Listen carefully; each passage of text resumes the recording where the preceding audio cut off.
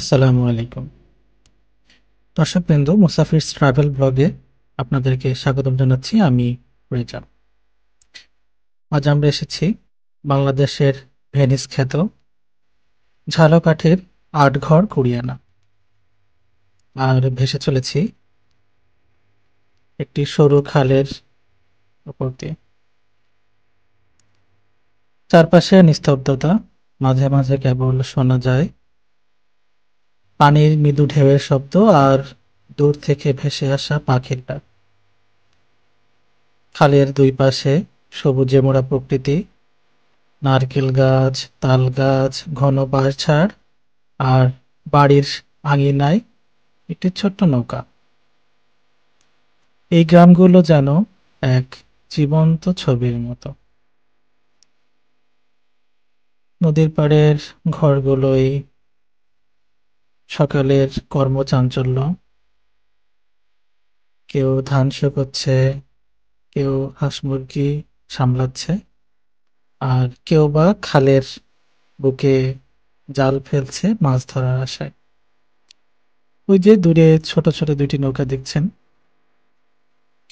আটঘর কুরিয়ানার আশপাশটা জুড়েই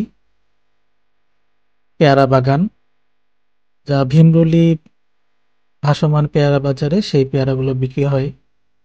পেয়ারা চাষিরা সকালে উঠেই পেয়ারা সংগ্রহ করেন, তারপর ক্রেটে ভরে নৌকায় করে ছুটে চলেন পেয়ারা বাজারের উদ্দেশ্যে। এই যে এই ভাইটি তার সন্তানকে নিয়ে দাঁড় বেয়ে চলেছেন পেয়ারা বিক্রির আশায়।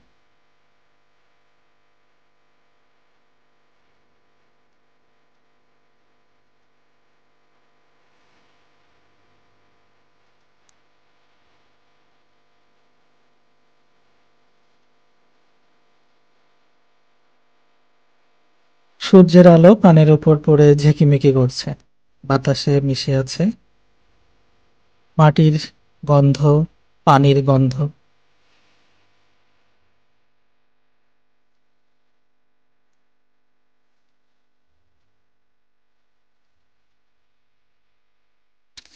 ঝালকাঠির এই খাল যেন এক টুকরো জলধারা নয়, এটি গ্রামীণ জীবনের রক্তধারা, মানুষের আশা, পরিশ্রম আর শান্তির প্রতিচ্ছবি।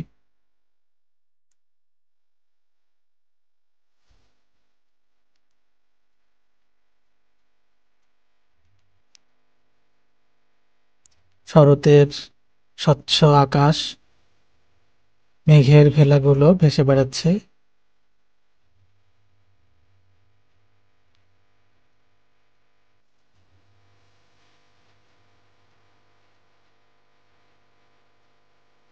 আটঘর কুরিয়ানার এই অংশে দুই পাশে আশ্রয়ণ প্রকল্প, ভূমিহারা দরিদ্র মানুষের জন্য এই আশ্রয়ণ প্রকল্পগুলোতে ঘরের ব্যবস্থা করা আছে।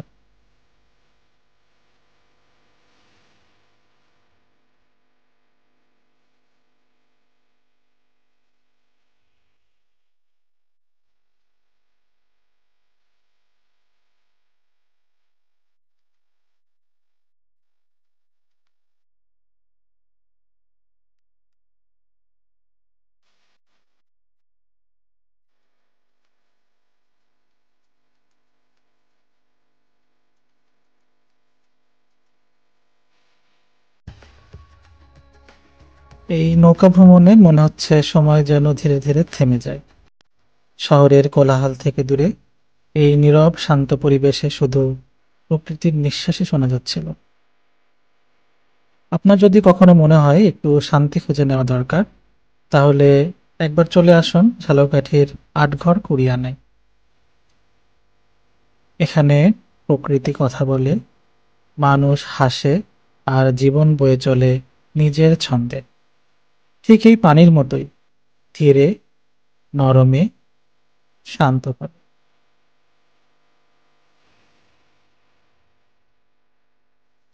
আমি তো ঠিক এইখানেই আছি, নৌকার দোলনিতে, হারিয়ে যাওয়া এই শান্ত সৌন্দর্যের মাঝে। দর্শকবৃন্দ, আপনারা ভালো থাকবেন, আমার ছোট্ট চ্যানেলটিকে সাবস্ক্রাইব করবেন, আর আপনাদের মূল্যবান মতামত জানাতে পারেন।